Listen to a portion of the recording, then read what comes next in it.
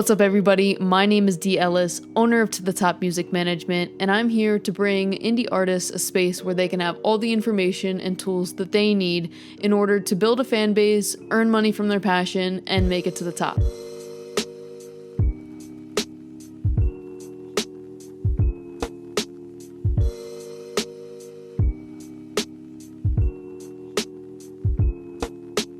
Be sure to follow the podcast on Apple Podcasts, Spotify, Google Podcasts, and all other major platforms. The audio form of the podcast will be dropping on Wednesdays, and video form will be up on our YouTube channel on Thursdays. Today, you better grab your pen and paper because we're going over a lot. I'm going to be breaking down music royalties, the different types, and most importantly, how to collect them. But first, let's thank the sponsor of this episode, Anchor. Chances are, if you're listening to this, you're an artist that wants to take their passion for music to the next level by making a career out of it, which means you need to fully understand music royalties, what they are, the various types, how they are generated and collected, because having a career means having an income, and music royalties are going to be a big source of income for you, so let's break them down. If you're more of a visual learner, I highly suggest you check out the YouTube video of this podcast, so that way you can just screenshot and see clearly what I'm talking about, and if you're already watching, feel free to screenshot when text is up on screen, so that way you can just kind of have these as notes. Alright, so let's jump into it. So what are royalties? In the music industry, royalties refer to payments that go to artists, composers, songwriters, publishers, and other copyright holders for the rights for their intellectual property. They can be generated in a number of ways through various types of licenses and usages. There's a few different types: mechanical royalties, performance royalties, sync and publishing royalties, and print music royalties. To understand royalties, I think it's very important to understand copyright in music. It's important for anyone in the music industry to understand that every song has two copyrights. The copyright for the musical composition, which is the music, the melody, the lyrics, and then there's the copyright for the master recording, which is the audio, the wave, the MP3 that is made. These are often referred to respectively as the publishing rights and the master rights. Master rights belong to the owner of the sound recording. In some record deals, contracts have artists giving up a percentage or complete ownership of their master recordings. Publishing rights belong to the owner of the musical composition. With some publishing deals, songwriters give up a percentage of their composition to their publisher. If you do not have a publishing deal, you are your own publisher and you own 100% of your composition. So let's break down the four types of royalties. First, mechanical royalties. Mechanical royalties are generated from the reproduction and distribution of physical and digital copyrighted works. This applies to all music formats: CDs, cassettes, vinyl, digital downloads, and streaming services. Music retailers must pay a mechanical rights license fee whenever they sell a song or make a copy of it for download. This fee is set by the government, and it's called the statutory mechanical rate. It's currently at 9.1 cents per song that is under 5 minutes. Now, mechanical royalties get paid to the songwriters. If a songwriter has a publishing deal, their publisher will receive whatever percentage they have agreed upon before paying out the songwriters. These royalties lay with the master recordings of the song, not the composition. So again, mechanical royalties are only generated from the master recording of the song and not from the composition or the publishing side of the song. Now let's go into performance royalties. Performance royalties are generated for copyrighted works physically performed, recorded, played, or streamed in public. This will include television, radios, bars, gyms, restaurants, clubs, live concerts, streaming services, and any other way that music is played in public. These royalties lay with the composition of the song only, not the master recording of the song. Now, synchronization royalties. Sync royalties are generated when copyrighted music is synced with visual media. A sync license will allow the rights to use copyrighted works in television, commercials, video games, films, online streaming, advertisements, and all other types of media. Any use of copyrighted music in an audio-visual project will need a master license as well as a sync license. And the last one, print music royalties.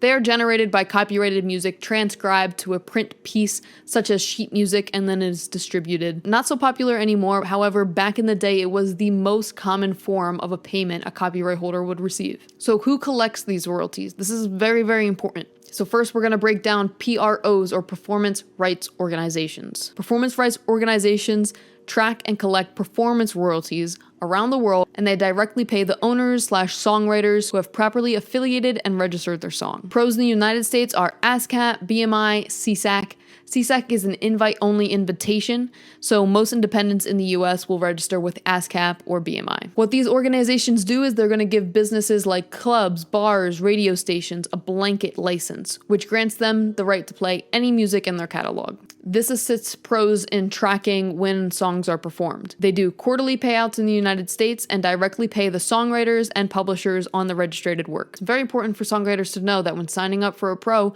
you should sign up as a songwriter and a publisher. And these are separate signups. This is because the pro will pay songwriters 50% and publishers 50% of the royalties generated. Know that if you are an artist that does not have a publishing deal, you have to collect that other 50%. You are the publisher. This is important to know because if you are solely registered as a songwriter, you're only collecting 50% of what is owed to you. To receive the other 50%, you're gonna have to register as a publisher with the same pro that you're registered as a songwriter to. It's also important to know that songwriters can only sign up with one pro, while publishers can sign up to all of them, as they may need to be able to manage the works of all the artists who may not be signed all to the same pro. Every single song that you create should be registered, and working with an admin company can help you do this a lot easier, like CD Baby, Songtrust, or TuneCore Publishing. They really make it a lot simpler for artists to get this done.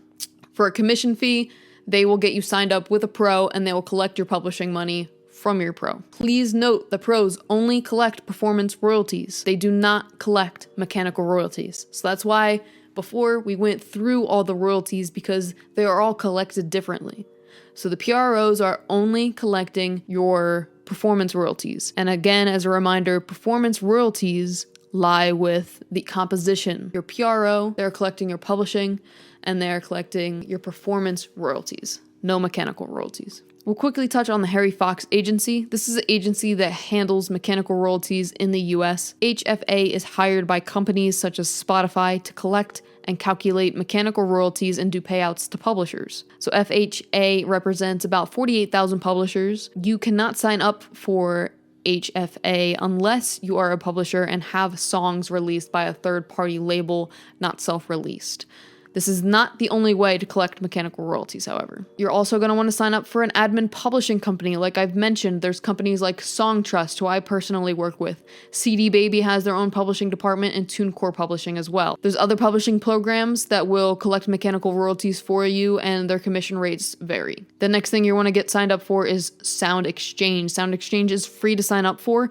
It's a non-profit collective rights management organization created by the Copyright Royalty Board that collects and distributes digital performance royalties on behalf of the master rights owners. That could be record labels, publishers, or independent artists. They collect from three main sources: non-interactive webcasters, so this is going to be services providers that do not allow users to pick and choose what they listen to, like Pandora; satellite and digital cable TV, so this is when a song is played on television, such as a music service like Music Choice; and satellite radio services such as Sirius XM. In order for you to collect royalties from these types of services, you will have to register directly with Sound Exchange, and like I mentioned, registration is free. So the takeaways of this podcast: music royalties are one of the biggest sources of income that an artist will receive in their career. There's a number of ways that these royalties are brought to you via the copyrights of the song. Each song that is made has two copyrights, one for the composition and one for the master recording, and the composition and the master recording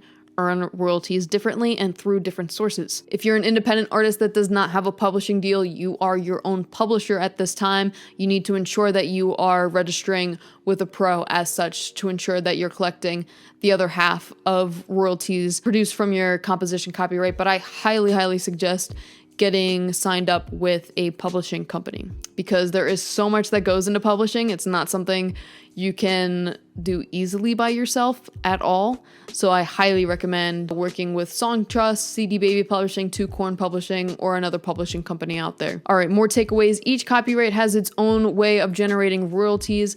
There are four main types of royalties in the industry: mechanical, performance, sync, and print. Each type of royalty is generated and collected differently. Performance rights organizations only track and collect performance royalties. Admin publishing companies like CD Baby, Songtrust, or TuneCore collect mechanical royalties, and Sound Exchange collects and tracks royalties from non-interactive webcasters, satellites, digital cable TV, and satellite radio. If you're an independent artist and you want to start earning money from your music, if you have any questions about what was discussed here, please never hesitate to reach out. It's probably best to DM me on Instagram at The Top Music Management, and I'll get back to you as fast as I can. I'm happy to answer any questions that you guys have about this episode or any other questions that you're having. All right, that's it. Thank you so much for listening. If this brought you any value, I would highly appreciate subscribing to the channel, subscribing to the podcast, leaving a 5-star and review. It helps the channel grow. Sharing it with any other musical friends that you have. Make sure to like and comment, all that good stuff. Thank you guys so much for listening. I hope that this brought value to you. Definitely leave in the comments any future topics that you want on the episodes. We'll have another one coming out next week, and I hope to see y'all at the top.